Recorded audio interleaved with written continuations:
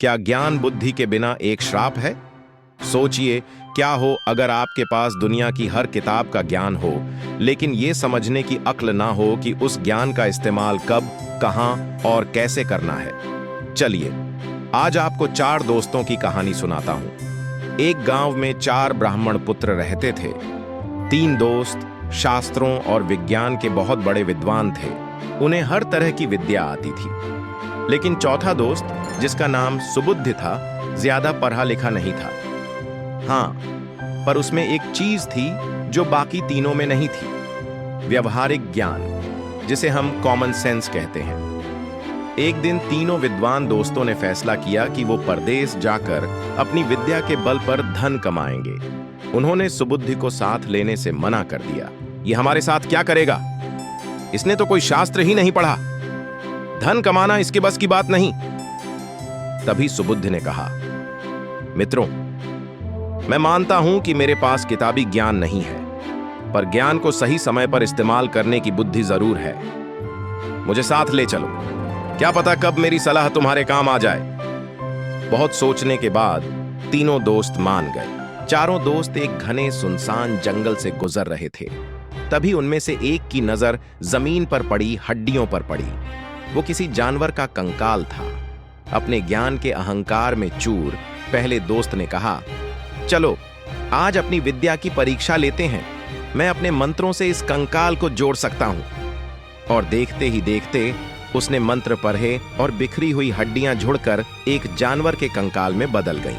अब आप ही बताइए, यह ज्ञान का प्रदर्शन था या मूर्खता की शुरुआत? ये देखकर दूसरा दोस्त बोला, अरे वाह, तुमने तो सिर्फ कंकाल जोड़ा है। मैं इसमें मांस, रक्त और त्वचा भर सकता हूं। सुबुद्धि ने उसे रोकने की कोशिश की। मित्र, रुको, मुझे ये ठीक नहीं लग रहा। ये किसी जंगली जानवर का कंकाल लगता है। लेकिन उसकी बात कौन सुनता। दूसरे दोस्त ने मंत्र फूंके और उस कंकाल पर मांस और खाल चढ़ गई। अब वो एक बेजान शेर लग रहा था। तीनों दोस्त अपनी कामयाबी पर हंस रहे थे। सुबुद्धि का दिल तेजी से धड़क रहा था। उसे आने वाले खतरे का अंदाजा हो गया था। अब तीसरे दोस्त की बारी थी। वो अहंकार से बोला, तुम दोनों ने तो सिर्फ एक बेजान शरीर बनाया है। असली विद्वान तो मैं हूं। मैं इसमें प्राण फूंक सकता हूं। मैं इसे जिंदा कर दूंगा। ये सुनते ही सुबुद्धि चीख पड़ा, नहीं, ऐसा मत करना। ये शेर है। अगर ये जिंदा हो गया तो ये हम सबको मार डालेगा। ज्ञान का उपयोग विनाश के लिए नहीं, भले के लिए होता है। अगर आपको भी सुबुद्धि की बात सही लग रही है तो इस वीडियो के लिए एक लाइक तो बनता है। खैर, चलिए देखते हैं कि उन अहंकारी ज्ञानियों ने क्या किया। तीनों दोस्त उस पर हंसने लगे। तुम डरपोक हो सुबुद्धि। तुम ज्ञान की शक्ति को नहीं समझते। तुम बस देखते जाओ।